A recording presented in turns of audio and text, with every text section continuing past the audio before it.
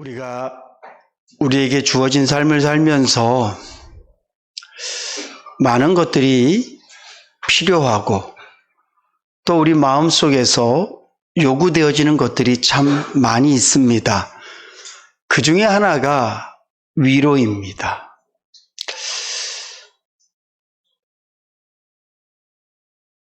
돌아보면 누군가의 한마디 말이 나에게 위로가 돼서 무너졌던 마음이 일으켜 세워지기도 하고, 누군가 나에게 던진 한마디 응원이 나에게 위로가 돼서 포기했던 것들을 다시 할 수도 있고,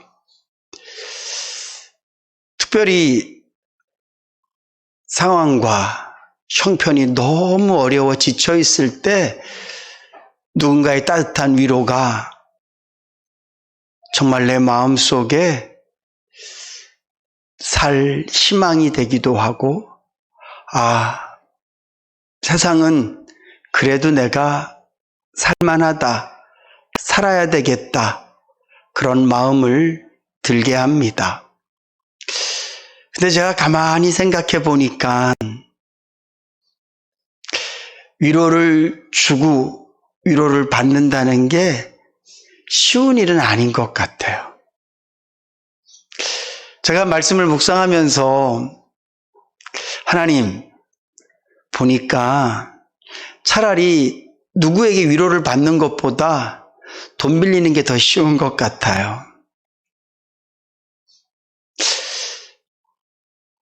돈은 있는 사람은, 또 나를 좀 좋아하고 믿어줄 수 있는 사람은 나에게 돈을 빌려줄 수 있지만, 위로는 마음만으로 되어지는 건 또 아닌 것 같아요. 아마 여러분들도 삶을 돌아보면 위로를 받은 날들도 있겠지만, 위로를 정말 원했는데 위로받지 못해서 괜히 말했던 내가 쑥스러워지기도 하고 견면적어지기도 하고, 괜히 말했다, 괜히 기댔다, 괜히 의지했다, 이런 마음이 들었을 때도 많았을 것입니다. 제가 보니까 위로는 입으로 하는 게 아니라 귀로 하는 것 같아요. 그래서 제가 진짜 잘 못해요. 제 아내한테 저는 웬만하면 타박을 받지 않거든요. 근데 아내가 힘들다고 저한테 이야기할 때는 항상 결론은 내가 미쳤지. 구신용이 저거 안 변하는 거 뻔히 아는데. 왜냐하면 저는 무슨 말을 딱 들으면 더하기가 돼요. 곱하기가 돼요. 1 더하기 1 이렇게 얘기하면 나는 무조건 2라고 대답을 해요. 3 곱하기 3 하면 저는 잘난 척하고 9 이렇게 대답을 한단 말이죠. 근데 저한테 말하는 사람은 3 더하기 3이 답이 아이고 힘들구나 이거거든요. 근데 뭔가를 딱 듣는 순간 저는 제 마음속에서 이미 답이 쫙 나와요. 마치 나만 알고 있는 답인 것처럼 사실은 말하는 사람도 그 답은 알고 있거든요. 근데 제 마음이 그렇게 공감이 되지 않아요. 특별히 아내에게. 어떤 분들은 누가 이야기를 시작하면 그 말을 들으면서 계속 생각해. 뭘 생각하냐 하면 그 다음에 내가 이 말을 해야지. 이런 사람은 말이 아무리 많아도 위로자가 될 수는 없어요. 위로는 저에게 하는 말입니다. 신영아, 위로는 끝까지 들어주는 거야. 그리고 위로는 정답을 이야기하는 게 아니라 공감해 주는 거야. 그랬구나, 그렇구나. 제가 진짜 안 되는 부분이에요. 그나마 다른 분들에게는 제가 정신을 바짝 차리고 관계를 갖기 때문에 여기서는 이렇게 말하는 거 아니야, 신홍아 아니야. 신홍아 아니야. 그거 아니야. 답 아니야. 저를 계속. 그래서 가끔 성도들에게는 제가 위로가 될지 모르지만 저희 가족들에겐 제가 돌아보니까 하나도 위로자가 아니더라고요. 뿐만 아니라 저는 제 속마음을 누구에게 잘 말하지 못하는 사람이에요. 위로받고 싶은 것들이 있어요. 근데 그 말을 참아 못해요. 그래서 제 삶을 돌아보면 위로도 잘 못 받고 살았던 것 같아요. 왜냐하면 나를 오픈하지 않으니까. 내가 이렇게 힘이 듭니다. 내가 이렇게 어렵습니다. 이런 얘기를 거의 해본 적이 없는 것 같아요. 물론 그러다가 저는 제 위로는 오직 하나님입니다라고 마음과 뜻을 정하고 힘들 때마다 저는 하나님한테 다 토해놓거든요. 저는 사실은 요즘은 좀 여러분들 마음속에 표현이 좀 어쩔지 모르지만 재수없게 들릴지 모르지만 제가 누군가에게 상처를 받거나 어떤 상황이 생기거나 어떤 일이 생기면 사실 저는 하나님 앞에서 그 모든 것들이 다 해결되어져요. 충분히 위로를 받습니다. 제가 언젠가도 말씀드렸지만 제가 너무 힘든 일이 있을 때 제가 하나님 앞에 나와서 기도하고 제 마음의 위로가 다 됐어요. 그날 저녁 때 잠자리에 들었는데 아내가 제 뒤에서 이렇게 백허그를 하면서 여보 힘들지? 그리고 안아주더라고요. 그때 제가 고마워 이랬으면 얼마나 좋았을까요? 안 힘들어? 아내가 얼마나 무안했겠어요. 그때 아내가 다짐했대요. 내가 다시는 너를 위로하나 봐라. 여러분들은 어떠세요? 누가 아프다고 말을 시작할 때 끝까지 들어주시나요? 누가 힘들다고 얘기할 때 진심으로 공감을 하시나요?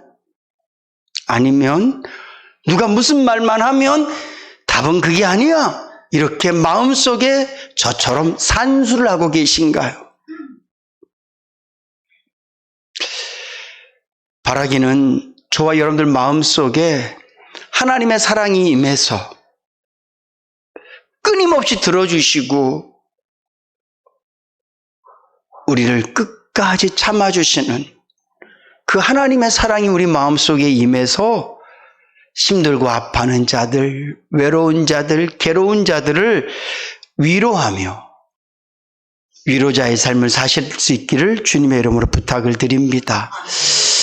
더 바라기는 저는 우리 인해교회 성도님들이 예수 그리스도를 통해서 위로받으실 수 있기를 주님의 이름으로 축복합니다. 주님은 이 세상에 위로자로 오셨습니다. 죄 때문에 영원한 멸망, 사망에 빠질 수밖에 없는 우리를 위로하실 수 있는 것은 죄 사함이거든요. 우리가 예수를 만나기 전에 죄 때문에 위로를 받아본 적이 있으신가요? 없지 않아요. 무슨 얘기냐 하면 우리가 예수를 만나고 회개할 때 우리는 잘못했습니다. 이것이 내 죄군요. 그래서 눈물을 펑펑 쏟고 우리는 그것을 회개라고만 생각하지만 사실은 그것은 죄인들을 향한 하나님의 사랑이 우리에게 위로라는 열매로 맺혀졌기 때문에 십자가의 그 놀라운 사랑이 내가 죄사함을 받으면서 위로가 받아진 줄로 믿으시기 바랍니다. 죄인들에게 진정한 위로는 용서거든요. 하나님께서는 죄 때문에 죽을 수밖에 없는 저와 여러분들을 위로하시기 위해서 그 죄를 용서하심으로 말미암아 우리를 참된 위로로 덧입히시기 위해서 예수를 이 땅 가운데 보내셨고 그 위로의 완성으로 병든 자를 고치시고 죽은 자를 살리시고 엄청나게 많은 기적들과 좋은 말씀들을 많이 하셨지만 그것이 죄인들에게 잠깐 여름날의 냉수처럼 한 모금의 위로가 됐을 줄 모르지만 진정한 위로는 그분이 십자가에서 죽으심으로 말미암아 우리의 죄를 사하심으로 범죄한 저와 여러분들의 참 위로자가 되어주신 줄로 믿으시기 바랍니다. 오늘 저와 여러분들은 그 십자가의 놀라운 은혜로 말미암아 죄인으로서 진정한 위로를 예수 그리스도를 통해서 누린 자들입니다. 뿐만 아니라 오늘도 주님은 제 마음을 다독이듯이 여러분들의 마음을 다독이시고 위로하시는 분이십니다. 요즘 제가 위로가 많이 필요합니다.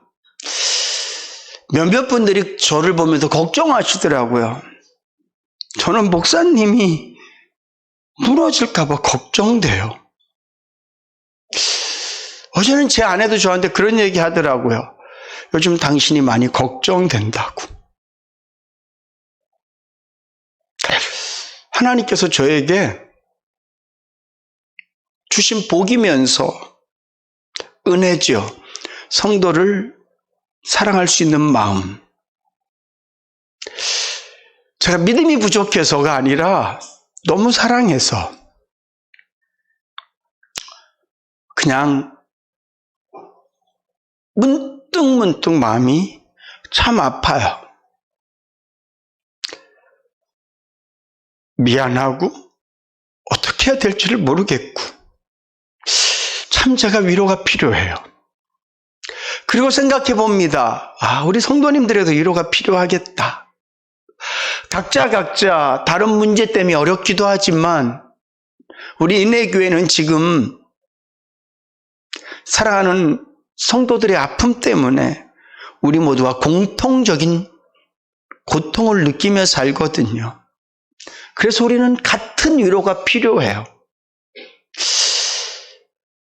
혹시 누군가를 생각하면서 마음이 아프고 힘들 때 여러분들의 상황과 여러분들의 처지가 내 인생은 왜 그럴까?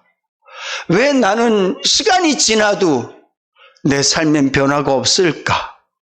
왜 나는 끊임없이 기도해도 내 기도는 응답되지 않을까? 그러면서 마음이 무너질 때마다 주님이 우리 곁에 계시는 줄로 믿으시기 바랍니다. 주님, 날 좀 위로해 주세요. 주님은 위로하시는 분이시잖아요. 주님은 위로자시잖아요. 배고픈 사람들 보면서 민망히 여기셨잖아요. 민망히 여기다라는 말은 불쌍히 여긴다는 것의 극대치예요. 주님, 나를 좀 민망히 여겨주세요. 나를 불쌍히 여겨주세요. 상황은 그대로이지만 주님께서 제 마음을 만져주시면 제가 하나님의 위로로 힘이 나고 평안해지고 이 일을 감당해낼 줄로 믿습니다. 좀 도와주세요. 저는 오늘 이 시간 예수 그리스도를 통해서 또 이 말씀을 통해서 저와 여러분들에게 하늘의 위로가 넘쳐나실 수 있기를 주님의 이름으로 축복합니다.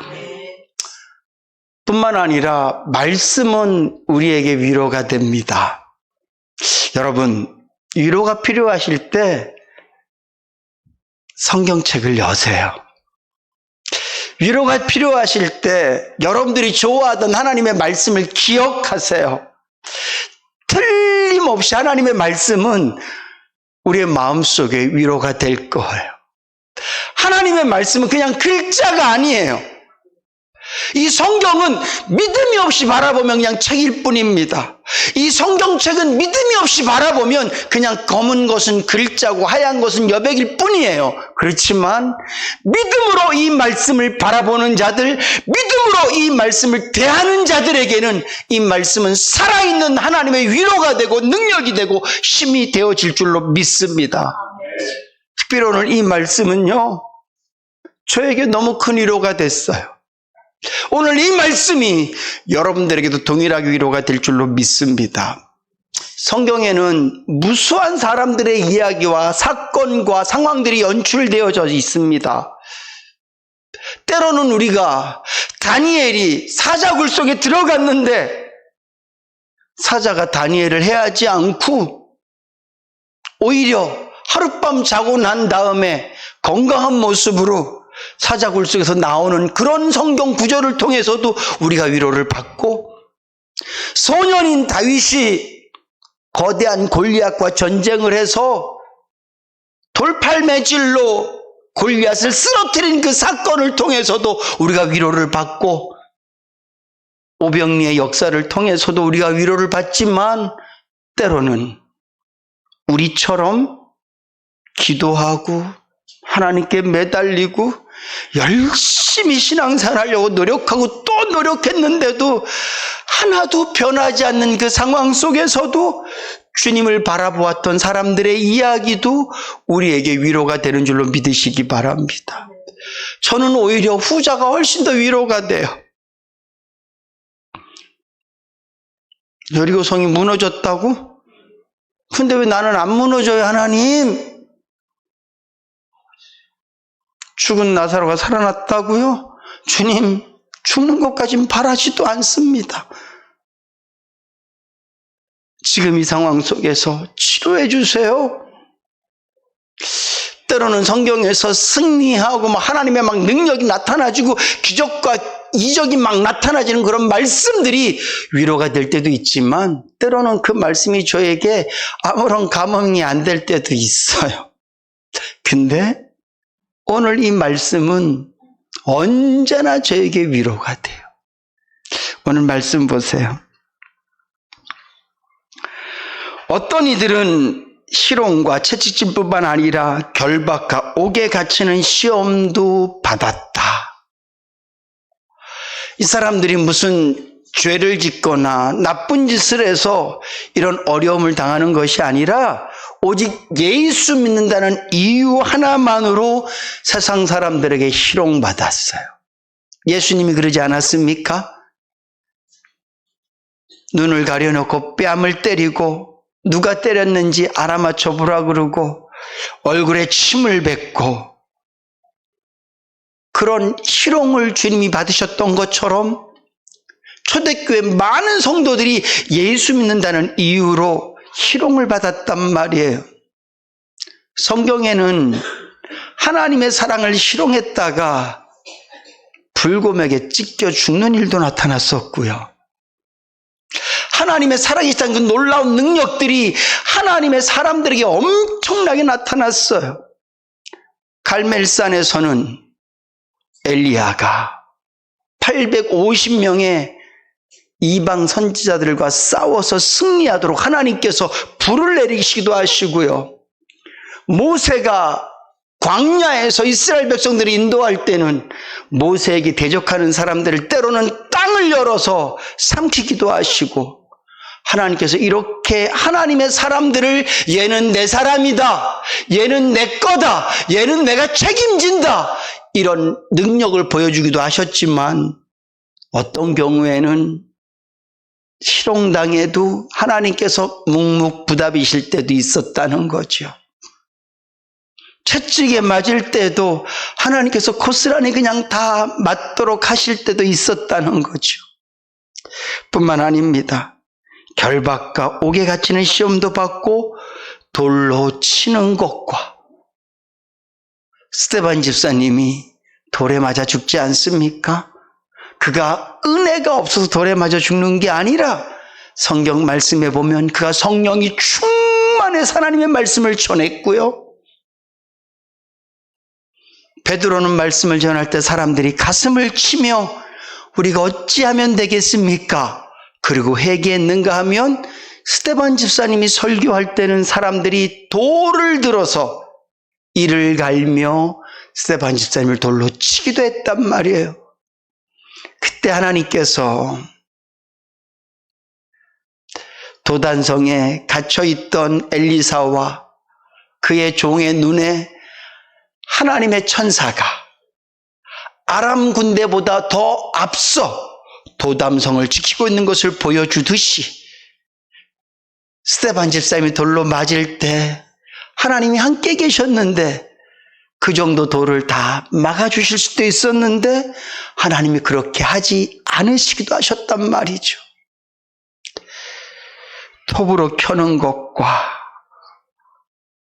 시험과 칼에 죽는 것을 당하고 양과 염소의 가죽을 입고 유리하며 사람이 숨어서 신앙생활하기 위해서 짐승의 옷을 입고 숨어서 지내며 하나님을 섬겼던 이 사람들의 모습, 여기에서 우리가 하나님은 어디 계십니까? 하나님은 무엇하고 계십니까? 하나님은 도대체 이 사람들에게 어떤 하나님이십니까?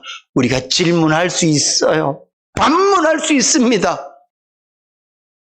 근데 중요한 것은 그 당시에 이런 신앙인들은 이런 엄청난 핍박 속에서 하나님은 아무것도 하시지 않는 것과 같은 그런 상황 속에서도 그들은 믿음을 버리지 아니하고 끝까지 믿음 위에 섰다라고 성경은 말씀하고 있습니다.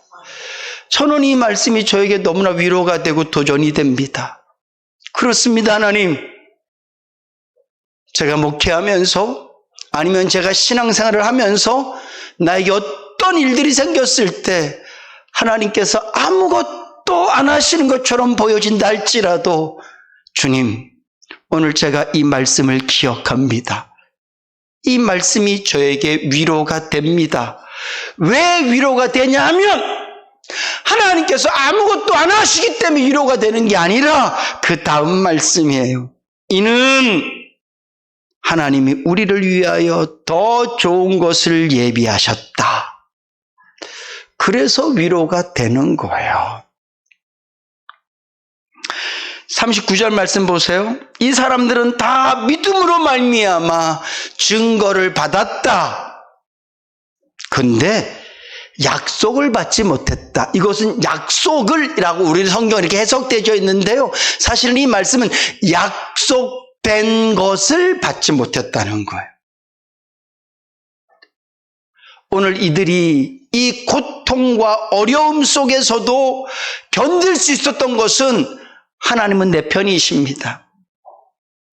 내가 예수를 믿습니다. 하나님은 나와 함께 계십니다라는 증거, 내 마음속에 있는 이 믿음이 확실하기 때문에 이 일들을 감당해내는 거예요.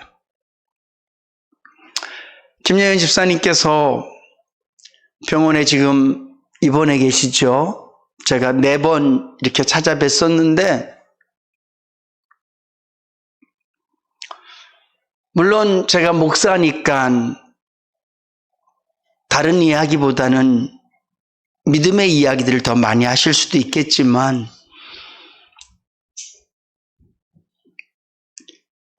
지금 그분이 느끼는 고통과 그분이 생각하고 있는 본인에 남겨진 삶들과 그런 것들을 종합해서 봤을 땐 도저히 고백할 수 없는 고백, 얼굴로 만들어낼 수 없는 표정들을 그분이 저에게 보여주시고요. 아마 여러분들도 찾아뵙고 그런 느낌을 받으셨을 거예요. 그것은 그 마음에 증거가 있기 때문이에요. 계속 그렇게 얘기합니다. 목사님, 내가 믿음은 참 작은데 이 작은 믿음으로 천국이 믿어진다는 게 너무 신기하다는.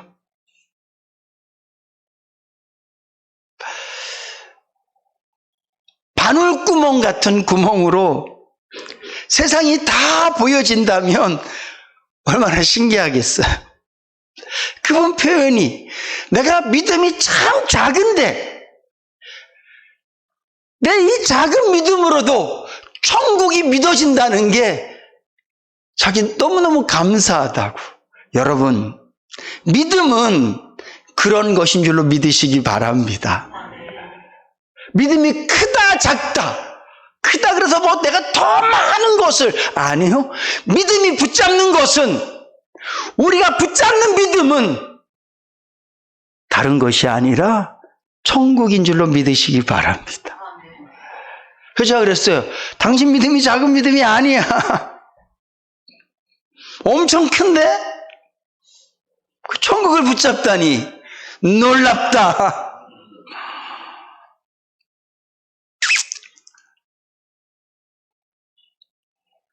지난 밤에도 숨이 많이 차서 잠을 잘 못 주무셨다고.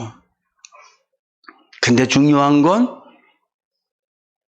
몸의 상황이 어떠하든지 간에 하나님이 내 아버지시고 이 삶의 끝이 육의 집에서 나와서 고린도후서 말씀에 있는 그대로 육의 장막을 벗고 하늘 아버지께서 나를 위해 준비하신 새로운 집으로 갈 그럴 소망이 있다는 거죠. 이게 증거예요. 약속된 것, 그것이 뭡니까? 천국이잖아요. 천국은 이 땅에서 아무도 받지 못했다고요. 그러나 증거가 있는 거예요. 내 마음속에. 마치 우리가 아직 천국을 내 집으로, 내 것으로 내가 들어가지는 못했지만 우리가 문서 정도는 받아놓은 거예요. 천국은 니네 집이야. 거기 네 등기부 등본이 있어. 이런 증거. 오늘 저와 여러분들이 하나님께서 나를 위해 준비하신 천국에 내가 지금 들어가져 있지는 않지만 하나님께서 저와 여러분들에게 천국 문서는 증거로 주신 줄로 믿으시기 바랍니다. 그래서 우리가 힘들고 어려운 상황 속에서도 그것을 생각하면, 더 좋은 것을 생각하면, 육신의 병이 낫는 것보다 더 좋은 것, 천국. 이 땅에서 부자로 사는 것보다 더 좋은 것, 천국. 이 땅에서 완전한 자유를 맛보는 것보다 더 좋은 것, 천국. 이 세상에서 내가 누릴 수 있는 그 전부, 내 마음의 모든 소원이 이루어지는 것보다 더 좋은 것, 천국인 줄로 믿으시기 바랍니다. 하나님께서는 그것을 예비하셨기 때문에 우리들한테 미안해하지 않으신다는 거예요. 저는 성도님들이 어려움을 당할 때마다 주님이 저에게 주셨던 말씀 중에 하나가 뭐냐 하면, 신용아, 나는 미안하지 않다예요. 때로는 제가 힘들고 어려울 때 하나님 저한테 왜 이러세요? 내가 이렇게 목회하려고 애쓰잖아요. 내가 이렇게 살아보려고 힘쓰잖아요. 잘 산다는 얘기가 아니에요, 여러분. 제가 정 깨끗하고 제가 올바른 목사라는 얘기가 아니라 그러려고 노력한다고요. 저 많이 부족해요. 진짜 겸손해서 드리는 말씀이 아니라 그냥 목사로 살기에 너무 부적합하고 부족한 사람이에요. 근데 저는 노력한다고요. 근데 하나님께서 저한테 왜 이러세요? 그럴 때 주님이 말씀하세요. 근데 나 너한테 하나도 안 미안하다? 하나님, 우리 성도들 왜 이렇게 대하세요? 우리 교회 성도님들은 다른 교회 성도님들보다 좀 막대해도 되시는 거예요? 어떤 교회는 어떻게 해갖고 누가 이런 거 저런 거 기적의 역사가 나타나고 막 그런다는데 우리 교회 교인들한테 왜 안 그러시는 거예요? 우리가 그렇게 만만해 보입니까, 하나님? 우리는 그렇게 막대하셔도 되는 사람들입니까, 하나님? 우리한테는 하나님의 기적과 능력을 보여주지 않으셔도 되는 성도들입니까, 하나님? 제가 그렇게 막 따지거든요, 하나님한테. 그럴 때 하나님께서 그렇게 말씀하세요. 나 너한테 하나도 안 미안해. 나 너한테 절대 I'm sorry 안 할 거야. 왠 줄 알아? 너는 지금만 보지? 아니, 나는 더 좋은 것을 예비하고 있다고. 그것이 이 땅 가운데서도 하나님은 더 좋은 것을 뿐만 아니라 저 하늘에 천국에 저와 여러분들 위해서 더 좋은 것을 준비하고 계신 줄로 믿으시기 바랍니다. 이게 우리의 힘이에요. 이게 우리의 위로예요. 제가 언제나 여러분들한테 설교할 수 있는 이유, 바로 이것 때문에 그래요. 목사가 하나님은 능력이 하나님이십니다 그럴 때 여러분들이 저에게 무슨 능력 보여줘 보세요. 그럼 제가 못하고 설교 못해요. 제가 어떻게 설교하겠습니까? 저는 늘 거짓말만 하고 있는데, 저는 늘 뻥만 치고 있는데, 전능하신 하나님을 얘기합니다. 전지하신 하나님을 얘기하고, 특별히 제가 사랑의 하나님을 얘기하잖아요. 그럴 때 여러분들이 바라보는 현상과 감정을 갖고 저를 바라보시면 제 얘기는 다 거짓말이에요. 근데 제가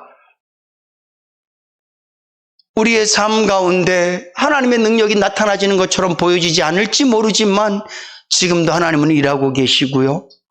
더 중요한 것은 하나님은 더 좋은 것으로 우리를 위해서 준비하고 계시기 때문에 저는 교회에 더 어려운 일이 있고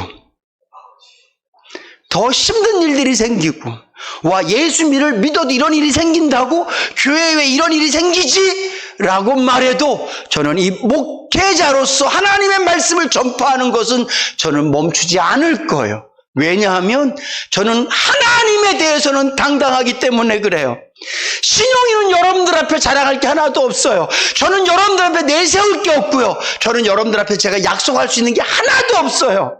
제가 이런 목사가 되겠습니다. 저는 이렇게 하겠습니다. 저는 이런 사람이 되겠습니다. 약속할 수 없어요. 그렇지만 하나님은 우리를 어떻게 대하시든지 간에 저는 확실히 여러분들에게 전할 수 있어요. 하나님은 사랑이십니다. 하나님은 능력이십니다. 하나님은 우리에게 가장 좋은 것으로 언제나 준비하고 계십니다라는 것을 저는 언제든지 자신 있게 말씀드릴 수 있어요. 그러지 않기를 바라지만 여러분들 모두가 다 거지가 돼도 저는 하나님은 사랑이시라고 외칠 수 있다니까요.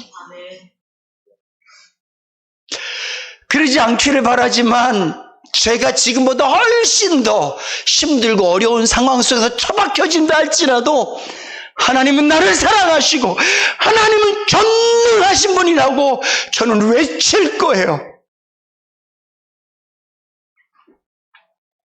이스라엘 백성들이 바벨론 땅에 70년을 살고 애굽에서 400년 동안 긴 시간을 보내지만 하나님은 전능하신 적이 늘 전능하셨어요. 하나님은 한 번도 사랑이 없으신 적이 없으셨어요. 그 하나님을 믿으실 수 있기를 주님의 이름으로 축복합니다.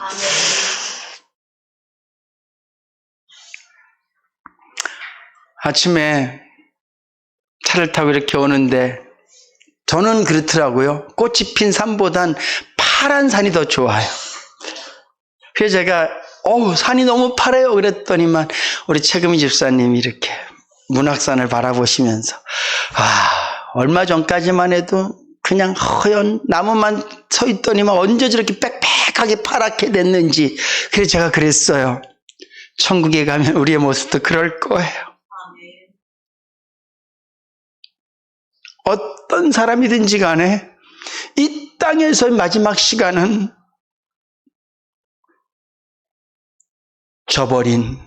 꽃 져버린 앙상한 겨울나무 같을 것입니다. 아무리 권력이 있고 물질이 많고 지식이 많은 사람이라 할지라도 이 세상에서 마지막 끝자락의 모습은요, 한겨울에 말라 비틀어진 나무 같을 거예요. 그런데 천국에서 발견될 우리의 모습은 모두가 다 여름날에 푸르고 싱싱한 나무처럼 그런 모습으로 우리가 발견되어질 줄로 믿으시기 바랍니다. 하나님은 이 땅 다음에 우리를 위해서 더 좋은 것을 준비하셨기 때문에 이 땅에서 시들어가는 우리의 모습을 보면서 미안해하지 않으신다니까요. 사랑하는 성도 여러분, 오늘 이 말씀이 저에게, 여러분들에게 큰 위로가 될 수 있기를 주님의 이름으로 축복합니다. 그리고 이 땅에서 그 하나님 주시는 이 말씀을 통해서 위로받아 늘 세임 얻고 위로받고, 특별히 요즘 병상에 있는 우리 김연현 집사님도 또 그를 바라보며 아파하며 눈물을 흘리며 기도하는 저와 여러분들에게도 위로가 되실 수 있기를 주님의 이름으로 축복합니다.